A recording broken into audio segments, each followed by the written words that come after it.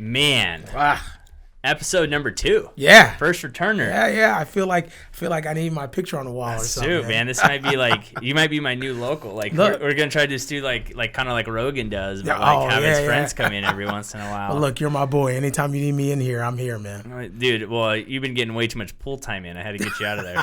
And this guy's at the pool every time I walk my dog. Man. So Once that thing opened up, my daughters were all for it. Oh, I bet, dude. I bet. And it gets you out of the apartment a little bit, man. Yeah, dude. Man. Locked in there for a couple months. Oh, no. So, my boy Kevin's in here. With everything going on in the world. Yep. I texted him the other day when on Monday, right? Was it Monday? Yeah. And the protests were happening in Riverside, and I texted him saying, be safe. And he said, I will. And then I said, hey, we should sit down and talk. Mm-hmm. And because I think that the one biggest thing that people need to realize, it's great to go out and protest. And that's, I think that the one good thing that's come out this week is that they're in the front pages of what's going on. Yeah, for and sure. that is so hard when you really think about everything that goes on in this world.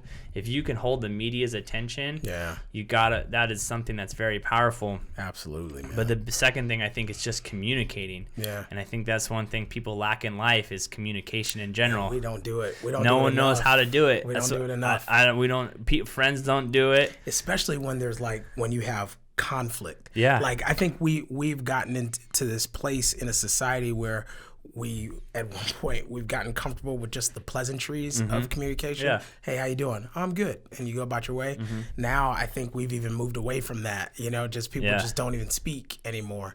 But particularly when there's conflict and there's opposing views, or I'm not sure if you feel the same way I feel. People run and hide behind social media as opposed to sitting down and being like face to face and saying like, look, we may agree on a lot of things, but hearing the places where we dissent is such like it helps you start to formulate new thought and understand things new. So we got to do that. I think that's the thing that people don't get is that you have to spread your mind on who you listen to. You know, a lot of us listen to the news, obviously, and I always can tell when you're a CNN or you're a Fox or something. Yeah. But the biggest thing is you have to open up your world because it's so easy for the world to push a narrative that needs to be pushed to whatever fits their narrative. For sure. And I think that's the one thing that is crazy, that I think why we're in the times that we're in is that we're in this like world of like eyeballs now.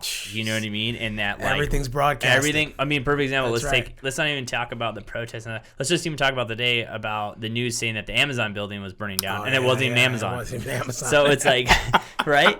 It's like everyone's like, oh, the Amazon building, and it wasn't even Amazon.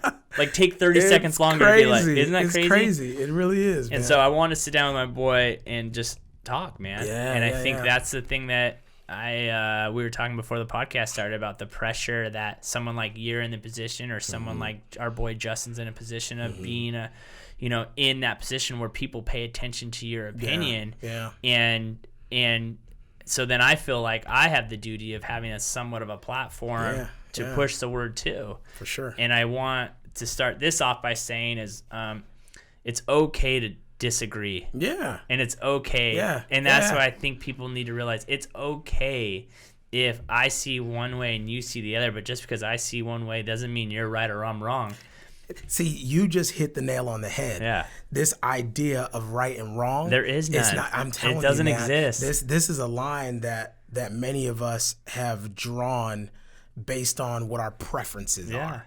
And I think sometimes there is an at some point, you may philosophers or even theologians, like people who study the Bible or study the Torah or study the Quran or whatever they study, they've developed an absolute truth, which is a moral guide for kind of how they do things, and then they make that the dividing line between right and wrong. Yeah. But I think a lot of times, man, we've become these people where we take our preferences, we stand on them like they're cement, like they're a foundation that we would topple if someone didn't agree with our preference. And I think sometimes it creates conflicts that aren't even real. You know what I mean? Yeah. And so I honestly, sitting down, talking, agreeing to disagree. Disagreeing is the best part sometimes. I was just about to say Sorry that. to cut you off. No, but it's the best part. Like mine. It is the best part. Because it makes you think. For sure. It makes you think and go, oh. Yeah. Absolutely. And you know what's so funny is someone asks me all the time. I put pride on myself. I try not to judge anyone because I always say this line, and I truly believe on this line.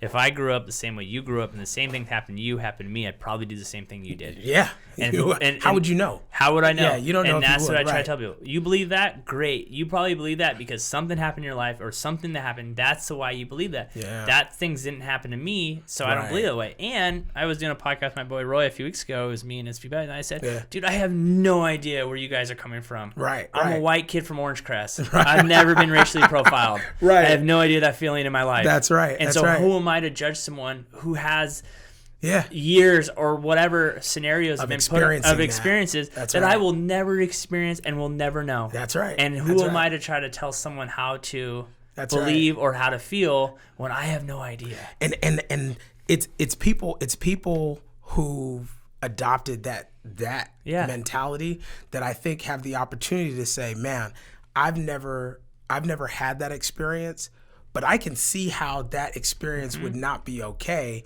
And then you can either make a choice. You either decide, you know what, I would consider that as a wrong. Yeah. Or I would consider that as appropriate, or I would consider that as what have you.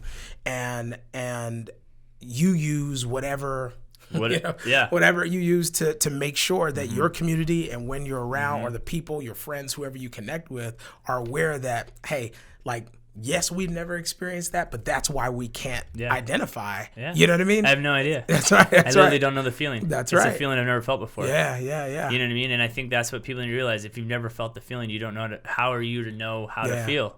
Or how do you know how to react to that feeling? Yeah. I have no idea. It's this idea of groupthink, and this idea that a group of people can get together. One person can say, "Hey, I don't think, or we should not like this." Nobody in the group decides to think independently on whether we should like this or not. They just agree we should not like this without any type of consideration of where that comes from. And you get these little pockets of groupthink that go on, and before you know, we're upside down all over the place. Everybody. Yeah. And this is not just a black-white thing. Like, we've got our own forms of groupthink, and we've got the same things that we need to sit back and say, I don't understand that. Yeah. Like, I've never been in a situation where I didn't walk into a store feeling like somebody wasn't watching me. I don't have that freedom or what have you. I don't understand, and I think us having those conversations where we dissent in experience, we'll come to find out that we actually agree a lot more than we, you know what I mean? I think that's the thing that people, I think what people need to realize, and obviously there's been a lot of craziness. I've been off, this is the longest I've gone without posting on social. I've gone a week. Like I've just gone off of it. I'm like, hey man, I just can't. I don't want to be on there. I don't want this. It's bad for my mind. But I think people need to realize most people are good people. Yeah. Most people are. I believe that. I believe most people at the end of the day are good people. I believe that. And I will say this, the one good thing of what I have been paying attention to, no one is saying that what happened out there, the cop was in the right. Yeah. Not one person I've been seeing. I haven't heard it. I haven't heard it. Yeah. And that's, you know what? And I will give, no one's saying that was, he was justified. No one was saying that he shouldn't be in trouble. No one should be saying, and that's something that, okay, we're on the least we got that. At least we got that down. The one thing I would say to that though, Adam, is like, nobody is saying that it wasn't right. Yeah. But you have a system that's not applying justice 100% to it. You know what I mean? And so when you have a group of people who are used to being on that side of justice where it never passes our way, right? For sure. Then you see justice kind of passing by something because now everything is on somebody's cell phone somewhere. Yeah. You know? So you see justice overlook or overstep these kind of situations. Even though everyone agrees that once they see it and they don't choose to look the other way, they actually see it and they say, oh, wait a minute. Yeah, that right. didn't, so now we all agree that it's not right, but we also need to point the finger to the system that would have let it pass if no one, know what I mean? I have a question for you. Yeah, sure. My question to you is this, and this is, I've thought about this. I was really nervous before this podcast. Oh, really? I've been thinking about this all week. Oh, wow. Just because it's like, this is a touchy subject, and and luckily I'm speaking to you where we're like, we're good. But the problem that what people don't realize is like what just happened to Drew Brees. Like, it only starts happening. So it's, the pressure of being on it. It's like trying to think, okay, do you feel like, yes, that cop was in the wrong, but that cop also had 30 offenses before that? It's the system that allows that person to still have the job. Man, you know what I mean? Like, no, you nailed it. Like it's not like, okay, he for sure did it, but he had 30 other times that guy just shouldn't even been a cop anymore. Man, let me tell you, like, honestly, you are speaking to the things I was talking about before, where it's like, yes, we agree that that's wrong. Yeah. But I think what everyone's directing to is this system has been guilty of those wrongs forever. But to your actual question, like, we all know. I spent my first 10 years of my career in human resources. One of the challenges with firing someone is we have to. It's too hard. It is hard, especially if you got a major offense, right? Yeah. You got a major offense that happens, but before that, if you provide that employee to say, "Hey, you're not doing a good job. Here's a letter to say you need to do a better job." Next, hey, I'm going to suspend you because you had this letter. I let you know that this was not right. So there's this process that people should follow that should weed out those people. Should weed them out. Yeah. So when I say it's not only the police officer who killed him's fault. Yeah. It is the system who didn't say your behavior is not okay. You don't belong on the force. Exactly. And you nailed it. And that's the thing too. Let's be honest. Being a cop, being anyone anything in those positions, it's a hard job. I would never trade places. And it's not meant for everyone. Not at all. And that's the thing that I don't understand with that is that. And the one thing that I have been seeing is like a big push out of a lot of other cops going on social, going on the internet and being like, dude, get rid of these people. And so maybe the unions will finally be like, listen, dude, you ain't doing well here. We got to let you go. Because they're not worth the heat anymore. No, you're not worth it. Not at all. Unless, and I mean, I'm just going to take it there because we're having this conversation. And let me tell you, I'm going to tell you, we could talk about every angle of it. Yeah, I'm sure. comfortable. Well, that's the thing we were talking about. I was talking to Justin. He's like, there's so many layers. There's so many, man. So many layers. So many. And to talk about one leads to another. It leads to another. Yeah. And you get that understanding. But like when you you're absolutely right when we say, hey, we can't have that kind of heat or we can't have that kind of posture on the force. The only reason you would continue to keep that posture is if the force is more concerned with something else. Like maybe there's something else that is their banner or something else that's more important that would say, no, that behavior shouldn't cost you your job. Got it. Now, I can't speak to what that is. Behind closed doors, but I can speak to what it looks like it is. You know what I mean? Yeah.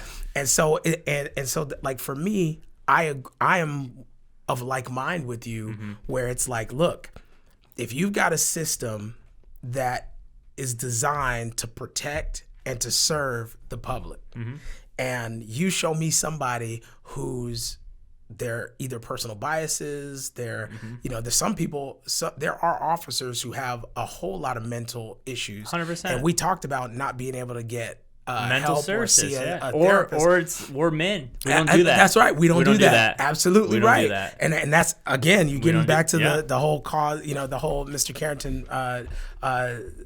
The ideal for Mr. Carrington is like shout out, check out his website. Yeah, that's right. Check the website out. Yeah. The whole deal is like we men need to put that work in for sure, but. When you have a system that's not willing to make those decisions, but still allow those people to protect and serve, you create a gray line into why you exist. Yeah. I have friends who are police officers. I have friends who I'm talking about. These aren't the guys who are writing tickets. No. These are the guys who up top. Yeah. they are well, not even just up top. Yeah. I've got people who are, you know, they're you know, in the worst of situations, making sure that drugs don't make it to my daughter. Yeah, for making sure. sure that, you know, that these kind of situations don't make their way to us. So I know the hours. I know the thanklessness of the job. I know the pressure that these guys are on, the mental health issues that these guys have and girls have, you know. But at the same token, there are some of them that don't fit the job. That's right. Yeah. And if you don't fit the job, you got to be out of there. And that's the thing too. It's almost should be treated like small businesses, right? Yeah. Right? Oh yeah. Yeah. You small business sucks. You out. You gotta go. That's right. Bankrupt. Right. That's exactly right, man. And what's so interesting about that is that when, you know, if we want to go into like capitalism, that's why I love capitalism, right? You know, obviously socialism and all that stuff. Right. If you ain't good, you out. That's right. There's no listen. If I suck at selling houses, right. I always say that when people go. That's my one line to people. I go, listen, I sell a lot of houses. I must be that good. Yeah. Right? If I didn't, I wouldn't sell anything, and I wouldn't be doing this anymore. You wouldn't be right. It's just like your product, right? That's if your right. product sucked, it wouldn't be it on the table. It wouldn't be on the table. That's gone. right. It wouldn't, and it shouldn't be. Like I will say it shouldn't be. Now, obviously there are other things at play when it comes to that, but businesses are I wouldn't say they're black and white. You know, I'm just gonna not talk about the system for a hot second, and I'm just gonna say businesses do have a line. You either make money or you don't. You don't. And so I was having this same conversation the other day. You know, there's a choice. You can be a person who owns a company or a small business that your job is making an impact, and you have a company, or you can be on the other side where it's like my job is to make $1. Yeah.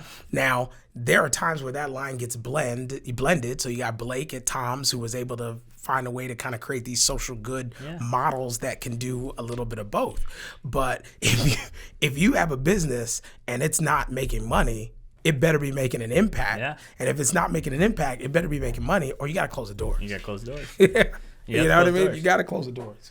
And so that's the thing I think that people need to realize.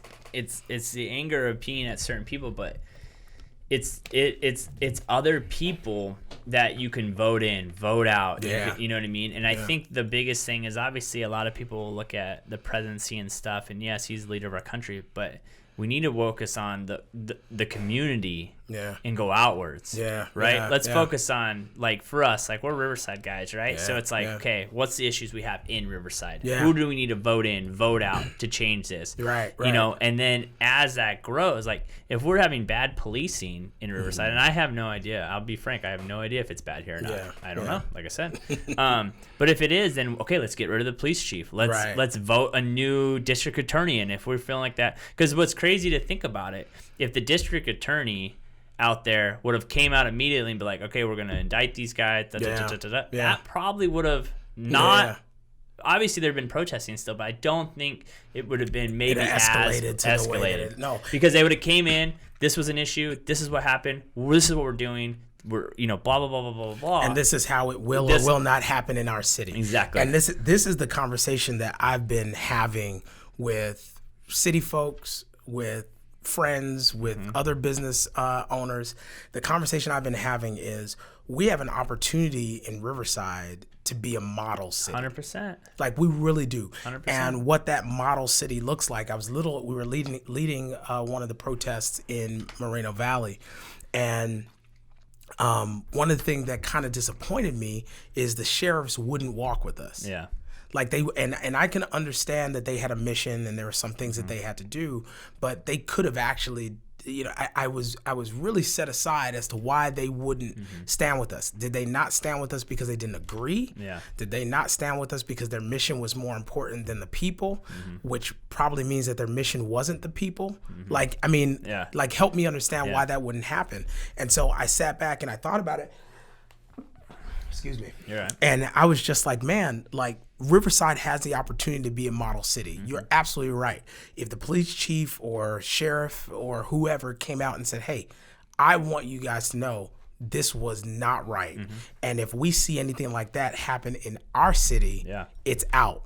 then you sit down and you think, okay, well, we may lift our voices in solidarity. Yeah. You know what I mean? Which is what we're seeing all over the world. We may lift our voices in solidarity, but it's not a us versus them. Yeah. And I've been loving to see the things that have been showing up on social media where you got the police department, like one of the sheriffs went down to the protest. They had no riot gear. They had nothing on. And these were police officers that I'm assuming, and sheriffs, I don't know. That's a big problem with social media. Like, we don't know what you're seeing, right? But, you know, the story is they're down there, they're together, and they're walking the streets basically saying what's going on. Nobody broke anything. Nobody, you know, I didn't see that. I didn't see the broader picture. But to me, that was a unified stance. And if a city stands up together to actually say, I'm going to call that out. Like we said before, that behavior is not okay. I'm going to call it out. And if we unify around the things that we know are not right, then there's not this. Yeah. You know, there's not this. And I think that's the thing that people need to realize. Obviously what's going on is nationwide, but we can't affect what happens in. You know what I mean? No. Our laws don't even apply. No, they don't even. It's like our laws don't even apply anywhere. We're not in the same time zone. That's right. Listen, they get snow there, right? We're two different worlds. The weather's not even the same. That's right. Not even the same. The sun doesn't even like that That's place. Right. Exactly. So that's the thing I think people need to realize is that, you know, I think moving forward, what I hope happens is that people start paying attention and realizing where you have power is in the voting. You know, and that's what, like, people need to realize. And, like, you know, I was talking to a guy about, you know, the presidency coming up, and I made a comment, and he said something. I'm like, do you not listen? He's like, no, man, I really don't. And I'm like, so you're going to go, if you vote and you go vote, you don't even know what you're voting for. Right. And so that's the thing I really hope people realize. It's like, dude, as much as it sounds cheesy as possible, voting on the local level is where you can change the game. You can make such a big change. You can change the game. Such a big change. And what's funny when you say voting on the local level, voting on the local level actually makes change that you can feel more readily than voting on some of the others. Now, I be the first to say you got to vote on all levels or what have you, but voting is like it's like one peg in a strain of things that you got to do, but that can't be something that we're arguing whether we should do it or not. Like, go out, vote for the people that you want, and then whoever's in there, you see how they work, and if they don't work for you, that's what people need to realize. They work for us. That's absolutely right. They work for us. And what people don't realize, these people like you know, Pelosi and all these, they're lifers in politics. If we don't like them, they can't go get another job. No, they can't. They can't get another job. Cannot. So if they feel that they're going to be replaced, they're going to work to stay in office. That's how they have a job. That's right. Right? That's right. Like, if I went and ran for city council and it didn't work out, okay, cool, I just go back to selling real estate. Right? I don't have another job. Like, but if I was like a mayor and then this and then that, like, that's, you know. I mean, and I feel that way about all politicians, you know, to be honest. Like, you know, regardless of what side of the fence you're on, at the end of the day, I feel that about them. It's like their job is dependent on you, your voice as a community to put them there. And if they're there, they should represent the utilitarian views of the community. Now, of course, I may have a view that's an outlier, you know, to the situation, but again, it should meet the utilitarian views of the community. However, there are some things that are just not right.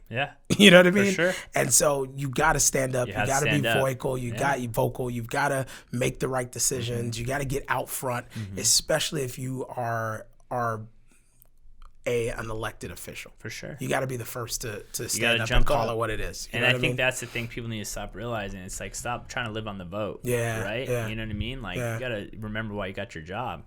No, for sure. You know, and, you know, I've thought about this a lot, you know, and Jim Collins has his book, Great by Choice, and he's talking about 10Xers. These are CEOs who've been able to kind of like, you know, grow their business 10 times over in a down, you know, some type of down market or what have you. And he's talking about the things that unify like that are in common amongst all these leaders. And, you know, this charismatic, you know, kind of personality was what you would expect to see, but it's not what he found in some of those folks. But then I started really thinking about it, and I'm like, from the president, and I guess the further you get away from the people, the more your speech and what you say and the actions that you take need to be about unifying, for sure, as opposed to dividing. You know, Donald Trump probably can't make he probably won't make a decision that's going to affect me tomorrow. No.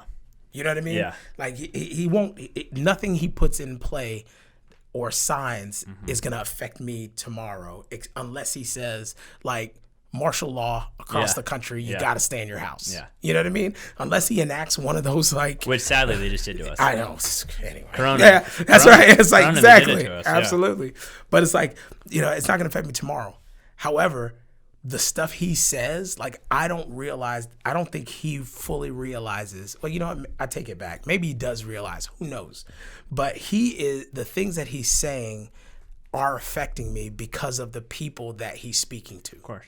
And to me, that's the piece that I think he needs to be held responsible for. For sure. Is how his words are making their way to the community and the masses. I think what people need to realize, and I'm not going to get conspiracy theories on here, but they want us to not be united. Yeah. Right?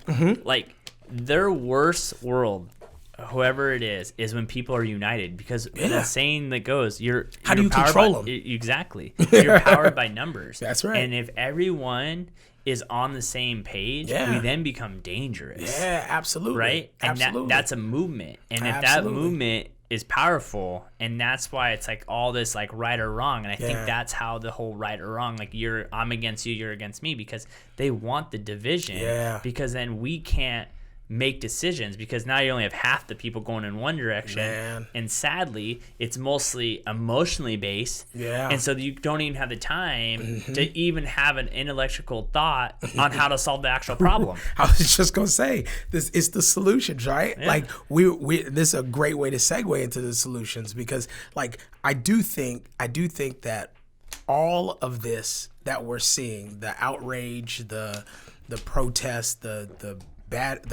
hurt feelings, the dead people. Yeah. You know what I mean? All of this stuff that you're seeing, it's far beyond time for things to be put in place to ensure that those things don't happen. And whether the person is wrong or right, we all know white people are treated differently than black people by a system. Yeah. Right? So I'm not saying that there aren't white people who you got good relationships with, don't even, like, it doesn't even, it's not even coming through about their mind. And it sucks about that is you don't even realize it when you don't think about it. No. And, that sounds so awful to say. It does. I know, but it's like, goes back to like, if I don't see it, I don't hear it, I don't hang out with people that have issues or whatever. Right. So I'm like, this is this big of a thing still? Well, see that, and you brought this up a little earlier about, as a white man, you have certain things that just aren't in your purview. You know what I mean?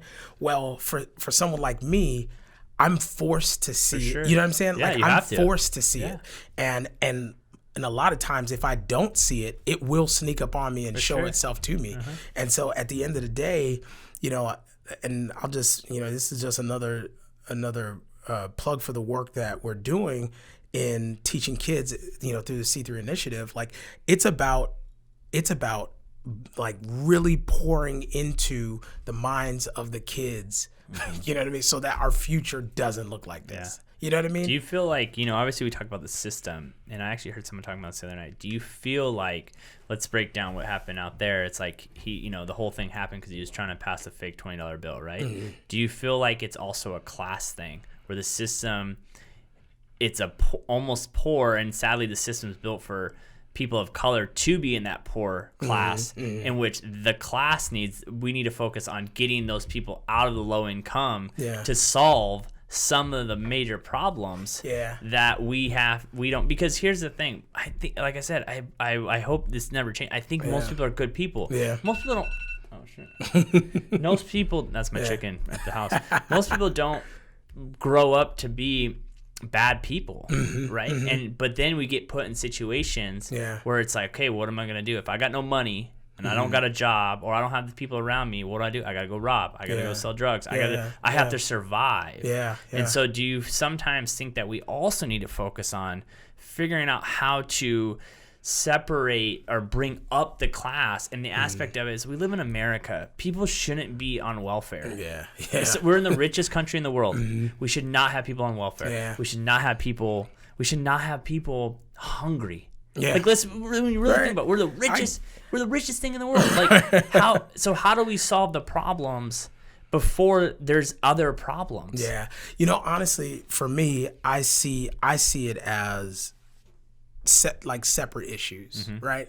So I totally agree with you that, poverty is something we should try our best to eradicate, and that doesn't mean giving a man a fish. For sure. It means teaching a man to fish to kind of. It's like you guys are doing with your That's right. Absolutely. C3 initiative. We're teaching the kids technology so that they can, they're teaching them we're teaching them how to fish so that they can change their socioeconomic outlook. However, the issue that is separated out is if a white man was trying to pass a bill, I'm only talking about that same cop. I'm not talking about in general, everyone else, because we've already identified that cop should not have been a police officer. So to me, we agree that cop shouldn't have been a police officer. I'm just talking about that cop. That cop walks up on a white guy trying to pass $20 bills, and that's what we were told. A fake $20 bill. So he walks up on a white guy trying to do that. He slaps him on the head and says, "Come on, man, what are you doing? Go home." For sure. You don't need to be out here doing that. A black man does it, and he's murdered. You see what I mean? No, for sure. So to me, you got that dynamic, right? However, the thing that's unique that you spoke to is, both the black and white guy in those impoverished situations are going to turn to, or they're turning to things like trying to pass a $20 bill, trying to, steal, trying to rob, trying to do whatever. It's black and white that are turning to those, to those things. This idea that only black people are turning, to poverty. Turning to crime is ridiculous. There are absolutely white criminals as well. There's all criminals. That's all criminals. That's exactly right. There are all criminals. There's tons of criminals. And what's sad? There's rich criminals too. That's exactly right. So my thing is, I am a firm believer that the people who are truly out there protesting are not necessarily protesting the fact that passing a $20 bill is right or wrong. No. They're saying the sentence shouldn't be immediate death. You know what I mean?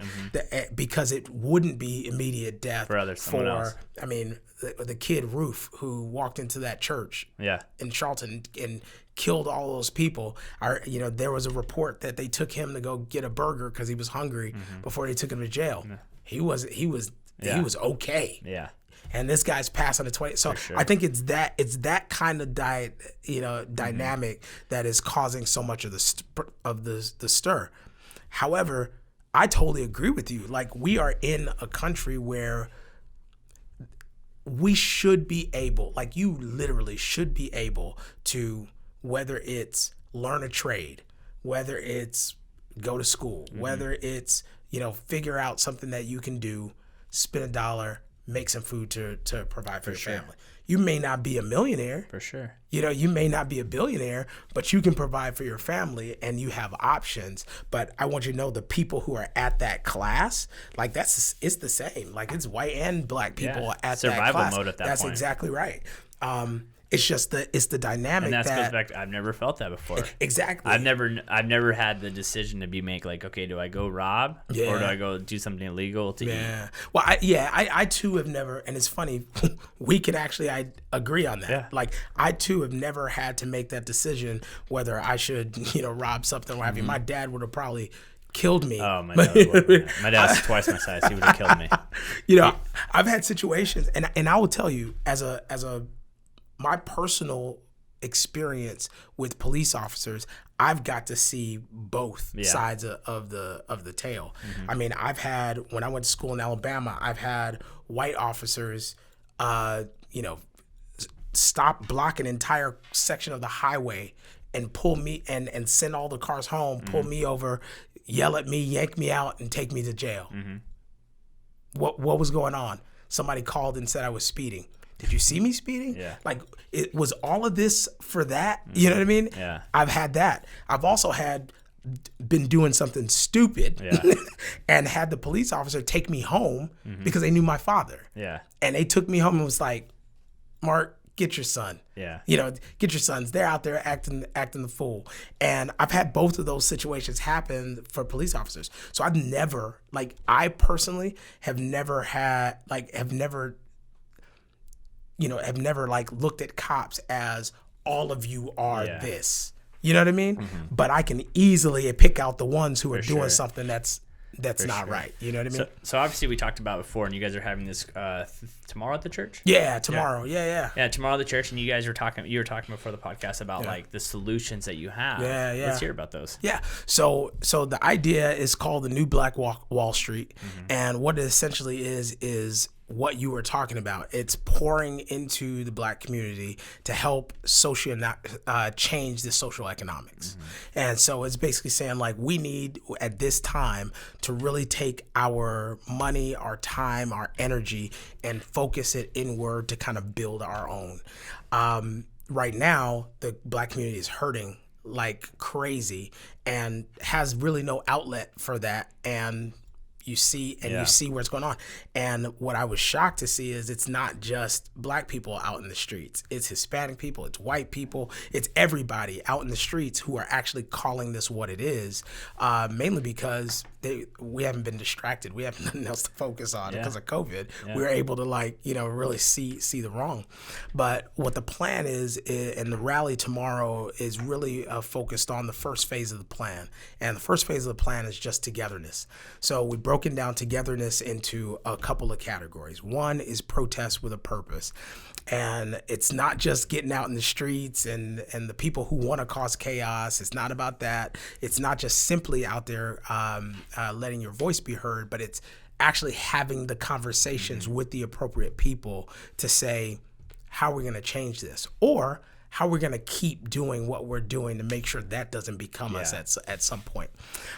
Then what we have is Bless a Business. And so we gather the list of Black businesses that are going on here in Riverside and just encouraging people to support those businesses and pour their money into those businesses. Especially right now. Oh, especially right after we all went through. Especially right now.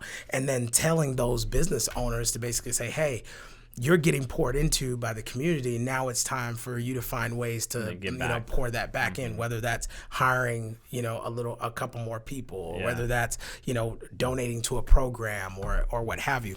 And then the last is really more of a spiritual focus. It's just like prayer and fasting for what we're about to endure as we go through the process. And so we're just going to be kind of setting that first phase up to kind of band everyone together around those ideals with the goal of basically saying, we've got to start looking out for each other. Yeah. You know what I mean? For sure. And so that's the plan. It's a New Black Wall Street. It's at Mount Rubidoux Church. Pastor Michael Kelly is the one who's the lead pastor there. And, that's where we're working, man, trying to get folks to be focused. And, we've been doing the work forever, with the C3 initiative and educating, the kids towards technology and STEAM. And so, we're just furthering the work, man, to be honest. Yeah, for sure. Furthering the work. Do you feel like an issue is that there's really no leader of the cause? We used to have MLK. Do you feel like there's not that one person that kind of, like you said, who is leading the drive, that has the leadership of everyone, where it's like if someone's sitting down with the mayor, that guy's sitting down with the mayor. Do you feel like that's an issue, that there's not one leader of the group? This may not be a popular opinion, sure, but I feel two ways about that. Like, who's the white leader? Yeah. Like, amongst white people, who's the leader? Like, who's the MLK of white people? The president? Well, but we also wouldn't he be the president of all of us? But we don't really face the scenarios. No, yeah. But still, That's like if you say a group of people, I understand you're saying like because of the fact that we need to rise, who's going to lead the rise? I totally understand that fact. I'm just drawing the attention to whenever I hear. And that's why I say I feel two ways about it. This is one way. It's like whenever I hear, oh, well, there needs to be leadership, I often say like, well, who's the leader of white people? And most people are like, well, the president. It's like, well, no, because the president is all of our leader, right? So it can't be the president. So who is that? And then it's like, oh, the white people, well, we don't really need a leader because, well, why? Well, because we're okay. Yeah. Okay. Exactly. So, and that's what I want white people to say. You know what I mean? I want white people to be able to say, I get it. No, for sure. I understand. Yeah. Like, understand why we don't need a leader because for sure we're fine. Yeah. So now with the black community, I do agree that we could benefit from a Martin Luther King type, or or a Malcolm X type, or you name it. We can go down the list, go down the line. However, I will say we do have leaders in industry for sure who make waves as far as civil rights are concerned. Yeah. We do have those leaders. I think we do have a unifying issue in the black community. We need to be together. We need to come together. We need to rally around an ideal, a solution, and start working that solution. And maybe a figurehead could provide that. Could provide that. But I see leaders all the time who are in the trenches, kind of making things happen. It's just not as organized and unified as as we would like it to be. For sure. But at the same token, man, like I don't know. I feel like we should be far past having Martin marching across a bridge in Selma, or Malcolm giving a speech about the rock that's landed. You know what I mean? No. Like we should be far past that. For sure. You I know was just what thinking like when you have that sit down, Yeah, right? yeah, like yeah. you Yeah, go like yeah. like kind of like Yeah. some like what you're thinking, like, hey, I'm gonna like we're talking about community. It's like for it's sure. like Rusty Bailey, me and you are sitting down. That's right. And this is what we're talking Right, about. right. And I'm the guy you're gonna talk to. And for me, those are The people in are industry. changers. Changers. I think those are the people who are changing, who are there to actually form the solutions and actually change, change the scenario. Yeah. So, I mean, I'd like to see more pastors like Michael Kelly stand up and do that. I mean, he's been marching, he's been out there. I'd like to see them stand up and kind of banner some of the causes. But those pastors also need people like me, for sure. And that's why Michael and I are so successful in our working together, is because I've got the industry, he's got the faith community, and coming together to develop a plan to actually sit down with those leaders and have those conversations. They need to be happening in every city where it's not the ideal. Well, I think I don't even think it's like, even if it's not, just in general. Yeah, you should be sitting down all just the time. Right. Just sitting down all the time. Absolutely. Just say, hey, how are things going? What's going on in the town? Absolutely. How are you feeling? Absolutely. We're feeling good. I totally agree with that. Yeah. I totally agree with and that. That's, I think, the worst part about it is that it's like, until something bad happens, and then we start talking about it. And then it's like, let's hope that nothing crazy happens in the next 2 weeks, because then they move to the next topic. Yeah. And it sounds awful to say it. It's like, for a big example, like, I haven't heard about Corona in a week. Yeah, I mean, that's right. Is coronavirus over? And I think it's over. People have been more banded together than they've been before Corona, because they're out in protest like everywhere. I mean, in downtown Riverside, we've got a main street, right? We got, Mission is probably would be considered, or maybe that main, market that goes across, right? We would consider those our main street. 5,000 people were out there this week walking that street. It's crazy. Like, together. And so you're right. Well, I don't know where Corona went. When's the last time we had 5,000 people marching anything? I don't know. Never. I don't think so. Yeah. No, I've never, my whole life, I've never seen a march. Not here. And I've seen one in different places, but not here. No. And, you were saying that, like, to think about the turnout that Riverside had over, and let's be honest, out of the cities we were talking about being an example, over the cities around Reno Valley, San Bernardino, the march that we had in Riverside, and really the few shenanigans we had afterwards. Right, for sure. And I'm glad you posed it like that. Shenanigans. Right. It's shenanigans. It's strictly. Yeah, absolutely. You could be out there protesting anything, and the shenanigans you're gonna get the shenanigans to show up. They're going to show up. Absolutely. Every time. Right? And I would even say to put a color on them first. No, it's shenanigans. Is a problem. It's shenanigans. You know what I'm saying? It's shenanigans. It's just shenanigans. Absolutely. There's nothing about it but shenanigans. That's right. That's all it is. That's exactly I don't care right. what color they are. The shenanigans. That's right. And so it's like to see what happened in other cities, to see that we had more people on one march. That's right. And little shenanigans. That's right. Speaks volume over the people we have here. Of the city. Yes. It speaks volumes of the city. And that's why in our last convo I said, like, Riverside has something very special, and it needs to present itself as a model today. You know, I would love to see. I have been seeing some lines drawn during this one, even though we've had more people show up than others. I would love to see the police force, sheriffs, and whoever else they brought in from whatever other counties actually walk with the protesters. Well, did you see that the Riverside County Sheriff kneed down for 9 minutes? I missed it. Yeah. Oh yeah. Right. See, they knee down. That's what I'm talking about, man. He kneaded down right in front of the big group. Yeah. Took a knee for the 846 or whatever it is. That's the kind of stuff. That's the kind of stuff. And in those conversations, they should let the people know, hey, we're out here for the shenanigans. We're here for the shenanigans. Like we're here to be with you, but just let you know, while you guys get to protest, we get to watch out for the shenanigans. And then if the shenanigans do show up, or when they do show up, they're the ones to handle it the way that they've should have been trained to handle 100%. it, and we should be good to go. But I honestly, you bring up a good point, man. I really do think that the reason we saw more people coming out is because Riverside has more people who feel the same or are unified. And the reason I don't consider those two the same thing is you can unify against wrong and not completely, have the same views all the way, but you can call out what's wrong. And I love and Riverside. I think that's the thing that people didn't realize, is that it's like a lot of people realize what happened was wrong. Yeah. And I think a lot of people do not want to see that in this city. Yeah. You know not at what I mean? all. Not at all. They know it has no place here. No place here. For sure. No place here. And I think that's the thing. And then like what sucks is like, that night we saw the shenanigans, right? Yeah. On the news. That's right. That's what sucks. On the news, all you saw was shenanigans. I can't stand.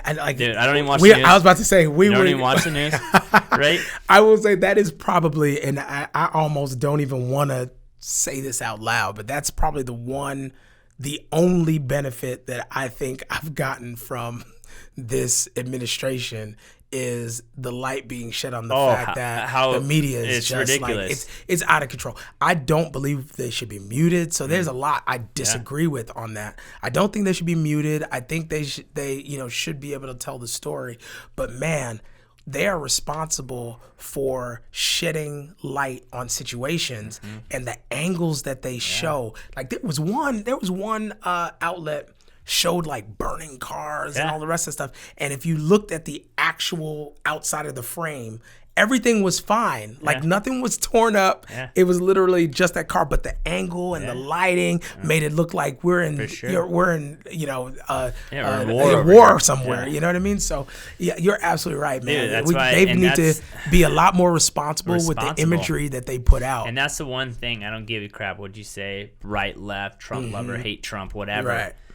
When Obama was in office, he was great. He's an amazing speaker. God, that guy can talk. He can talk, right? Wow, he can make a speech, right? And the media loved him because he never pushed back. Right. Now when Trump's calling people out for fake news, you're starting to see like the governor of Nevada said the same thing. He's like, you're giving me crap because of this, but we did the same thing here. Like you're pushing some narrative that you want to start problems in the world that's not here yet. You're trying to cause something that's not even real here because you want us to look bad. No, absolutely. I mean, you have to realize, people, the news make money on how many people watch. That's right. And so as long as they can keep the conflict, as long as they want to make money, as long as they can keep the conflict, they'll be good to go. And so that's the thing that sucks is literally today there's a protest in front of the library in downtown Riverside, Black Lives Matter, and then right by City Hall, the captain of the police department of our Riverside PD is having a speech, and there's people listening to him who have Black Lives Matter signs. That's right. Absolutely. And that's nowhere to be seen. Yeah, and see that's the part I don't get.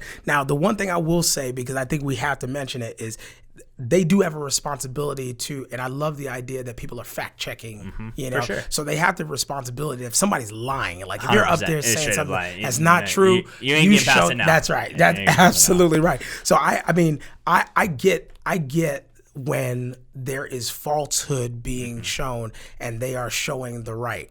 I struggle when, well, now that we've targeted or pegged, a situation as this, that's all we show. Yeah. You know what I mean? Well, because now you create a bias. Now you start to feed a bias. There's other news going on. That's right. Absolutely. There's other news going on. And I want to see the good. I want to see the bad. And I want to draw my own conclusion. And that's what I think people need to realize is that you have to go find your own conclusion.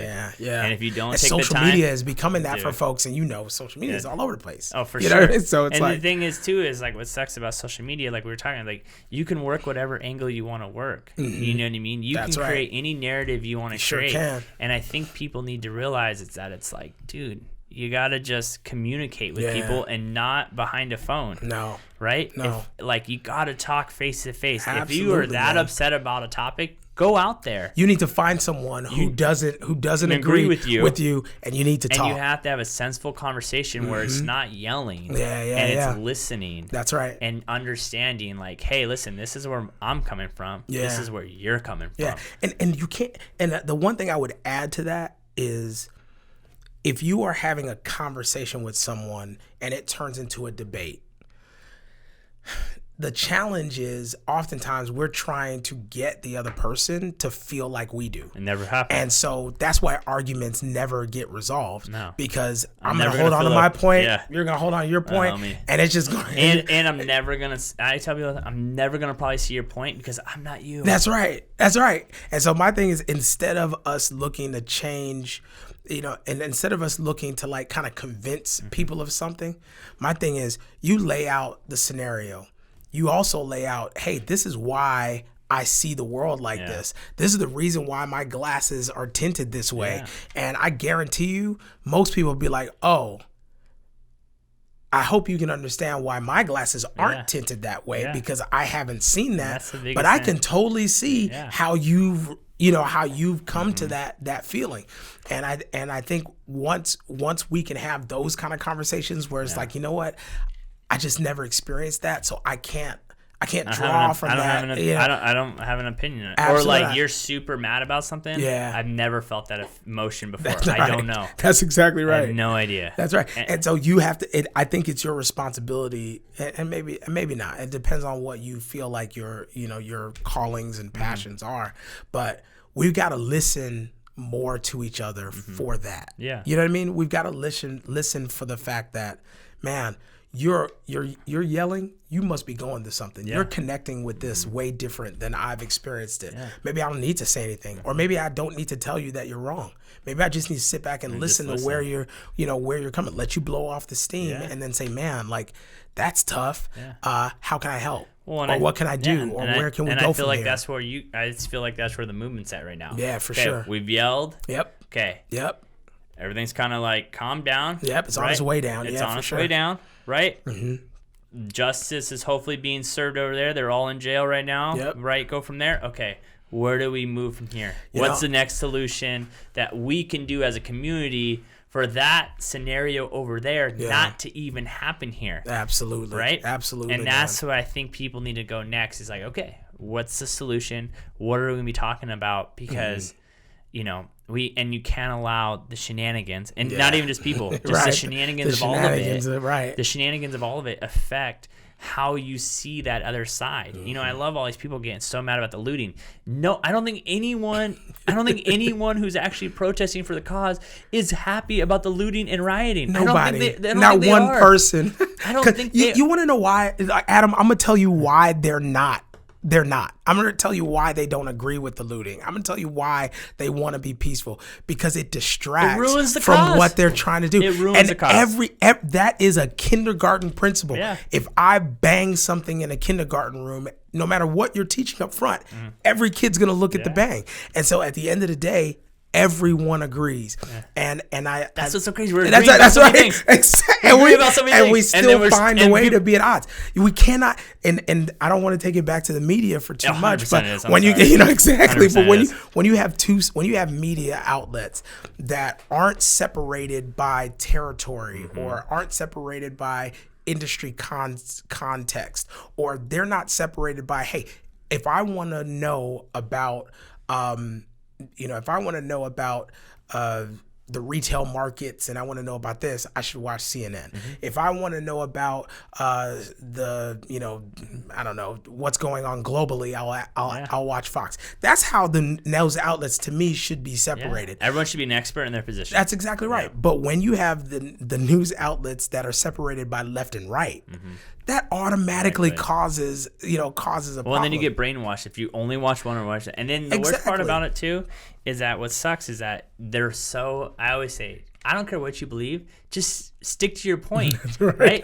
Like if you believe one thing and someone on the left does it, bash them. But if someone on the right does it, bash them too. You got to be consistent. You got to just be consistent. That's the one thing I want to pull my hair out every time when I'm watching it. I'm like, okay, hold on. You can't say this. I'm like, hold on.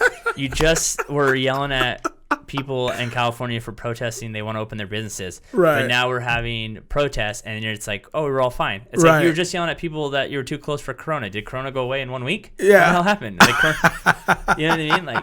Like honestly, perfect example in my mind is this I guess LeBron had made a comment. Oh yeah, back and Drew had made a comment, and then this one commentator is the lady on Fox, you should shut up and dribble, and then the other guys are, oh, he's entitled to his opinion. The same lady. That's the Same problem. lady. That's the same lady. That's right. The lady on Fox. She literally tells LeBron, shut up and play basketball. Right. And then Drew Brees says something, and she's like, you know what? I totally understand his point. It's like. Like you gotta be and you consistent, know what? Or be the other way. Be like, I don't care your opinion, LeBron. You play basketball, and I don't care about your opinion. You play football. If you're consistent like that, I'm cool. I don't have anything to say. No, because you're consistent. And honestly, getting back to the protest, that is what Black people are honestly fighting for. There are opportunists in the ranks of humanity, and I think sometimes we blend issues when we only see the visuals of Black poverty. Yeah. We only see the visuals of Black, but like I said, all of, like at every level of the class systems that exist that no one speaks to, you have all people. Yeah, that's right. You have all people in those categories. And so when we sit down and we really say to ourselves, hey, I'm going to call wrong, as opposed to saying, well, this kind of wrong is wrong, but that kind of wrong is, it's doable. It's doable. Yeah. You create a dynamic that our kids and our generation is not going to stand for anymore. Well, I think that's the thing too that's very interesting with the world we're going into, and you want to go like even higher up in Trump and the clearly and all these people with technology, everything is on video. Everything, man. Everything is on video. Everything is documented. Everything's in email. That's right. Everything's in text. Everything is here. Yep. So you better realize everyone is on point now. That's right. Like there's no hiding anymore. You can't. As much as people want to say like are excited that we are on the biggest, you better be good for your whole life, because if not, homie, it is going to come back to eat you one day. That tweet from 2007 when Twitter started is going to get you for sure. And now you're running for something, they're coming after you. That's right. They're digging it up. And it sucks is like what I hope doesn't happen is I hope there's not an overreaction. And that's what I'm always worried about, that obviously we go back to politics or whatever. It's like now they're talking about we're just gonna cut the whole police department. It's like whoa. Okay, like, yes, let's move some. We still want to be around. safe for sure, but maybe. Right. And here's the thing: maybe we go, okay, we need more training and more mental health for these guys, because some of these guys, or we need to hire more people to decide if these people have jobs or not. Okay. Yeah. But to be like, we're getting rid of all cops, come on. That's right. It's overreaction. That's an extreme that no one wants. No one wants that. And I will tell you, if you look at, and we live in a democracy, right? That's what this system is. Our country is built on. That's actually supposed to be our claim to fame in America. That's why we're in the Middle East. Right, exactly. Allegedly. Is our democracy. That's why we're everywhere, apparently, allegedly. But our democracy is supposed to be what we stand on. And the idea of the democracy is you have people who are on the right of it, you have people who are on the left of it, but the masses, which means the most of us that agree, is what we decide, is where we decide to go. And so when you have any situation, I guarantee you, most of the people you talk to that would be in your circle, black, white, Hispanic, it doesn't matter. No one is going to say, cut the police budget to zero. Well, exactly. No one's going to, because I want to make sure my shop's safe. I want to make sure my house is safe. Or even the people you were talking about they're so deep that they're stopping stuff happening and don't even know. We don't even know what's going on. That's right. I want them to keep doing their work. It's when you see these budgets are inflated, like overinflated. Yeah, so when you see 150, when you see 115 million up against the other items that would be funded, I think we all would agree education needs more money. For sure. I think we all would agree that there are others, like healthcare needs some more funding. I would totally agree that's really where we need to allocate those dollars. I wonder if there's another inflation because there's also a unions that we're paying for all these. Like that's why San Bernardino went bankrupt. I have my personal feeling about unions, but all the retirement. We'll be here forever if and that's the thing too, is like people. So we'll be here forever if I talk to you about that. But I will put it to you this way: there are, like, everyone is vying for a way to tap the tree to be able to get funds to flow their way. And if you build a business that is based on those funds, you're going to do everything in your power to make sure those funds continue to flow. For sure. Whether you're of impact, remember what I said before, whether you're of impact or you're about the dollar. And I just believe that unions are saying that they're about impact. But they're for money. And they're for money. And I think that is probably one of the biggest issues with some of the unions. Because if unions were about ensuring that the workforce is healthy and that they're taken care of, we wouldn't have to fight for hiring the best employee as opposed to hiring people that look like you, or we wouldn't have to worry about, oh, well, why are you paying her that when you're paying, because the unions would have been fighting for that already. But again, I'll just say, when you're supposed to be about impact, but you're about money. You get those kind of dynamics. So that's the kind of stuff I'd like to see defunded, so that, and when I say, I shouldn't say defunded, I'd like to see funding placed in places where it will actually make an impact. That will everybody can be helped. Well, and I hope one thing that people have learned since this whole COVID and everything, whenever they say they don't have the money, they have the money, right? Like, I hope everyone realizes that when the government says they don't have the money, they own the machine that prints the money. That's right. They just printed $7 trillion or $5 trillion, whatever it is. So whenever they say, well, I don't care if you're left, right, whoever you stand for, whenever they say, well, how do you pay for that? They have the money. Trust me. They have it. And if you think they don't, they do. I remember my dad, like, I would say, hey, Dad, can I get some money for such and such? He would always, and the comment is escaping me right now, but he would always say something like, I don't have money for you. I don't have money for that. I don't have money for this, because that's really what they're saying. That's what they're saying. Like, they're not saying they don't have the money. They're saying you're not going to get the money. And that's the saddest thing and I think we need to leave it on one or two more things, but I think the one thing that people, I really hope, pay attention to, and is that you got to pay attention.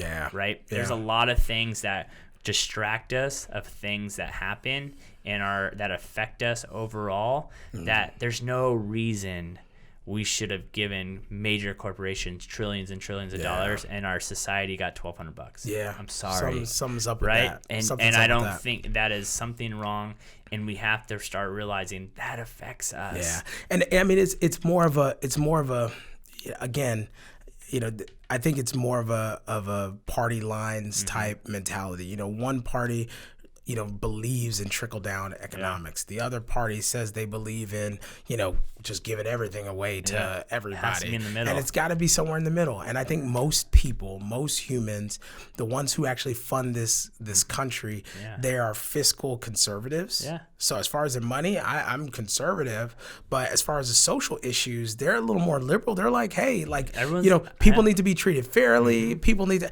and I guarantee you, if you ask most of the people in this country, they're all going to fall in the middle pot where they say, no, I don't want to give the government all my money that I work hard for. They're also saying, you should stop killing black people. Yeah. You know what I mean? They're saying the same. We're all probably saying the same thing. It's this lack of communication. We just won't talk, and we won't talk, and we just want to scream so loud that to beat the ideas into someone and be like, I know, I feel the same way you do about certain topics, and other topics I don't. And maybe if we sat down, the conversation would lead to solution as opposed to us just, and honestly, that's what social media is about. It's like a blitz. Mm-hmm. It's like a blitz. You throw a statement out there, it's out there. Mm-hmm. There's no context to the statement. There's no content. There's no not a real conversation either. Exactly. And that's the thing that's like, I always love when people in my world with marketing and whatever, when people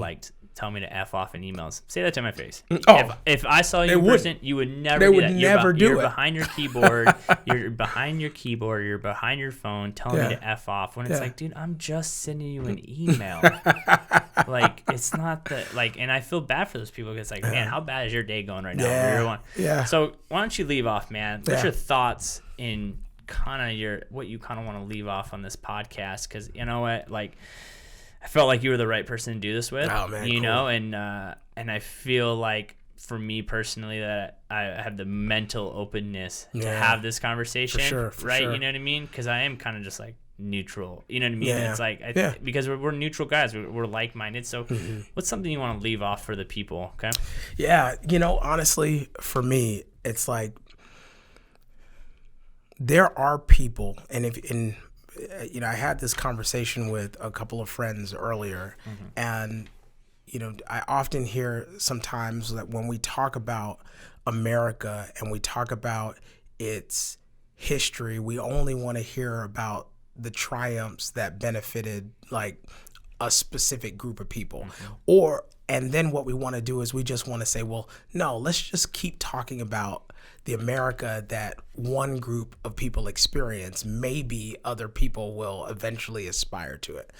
And what I think America has a unique experience, a unique opportunity to do is understand that the ideal of America, the reason that America has been formed, is it's a beautiful ideal. You can leave wherever you came from, come to a country, work your behind off, make some dollars, have a great life for your family.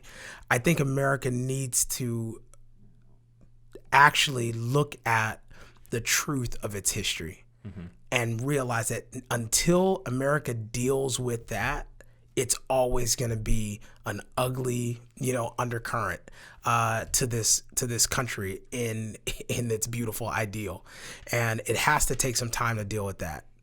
Outside of that, I would say the black people in this country and all the disenfranchised as well, but particularly the black people in this country, have a unique story that makes up this country.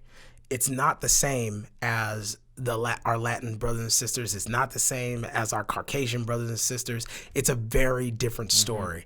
And because that story is so unique and it was so damaging and it was so terrible and almost feels so intentional, it needs to be met directly, because that is going to constantly rear its head in this country until we start cutting down, the systems and the pillars that are keeping that, that evil going.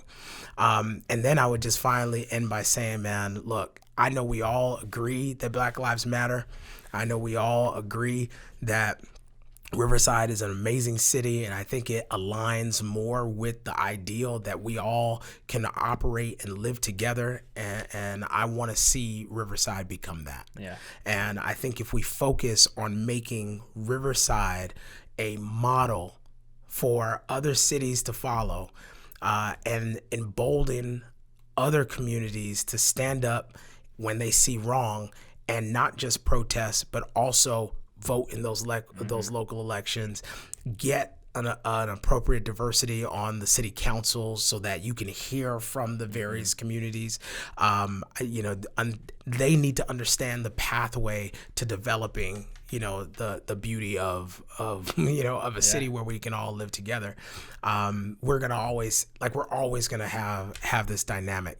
So I say the fight and what we've seen today, or what we've been seeing these past couple weeks, I mean, it should shed a light on one thing, that eventually white America is going to have to face that and say, you know what, enough is enough. And any pillar that's built to the systematic disenfranchising of anybody has to fall down. It has to come down. Yeah.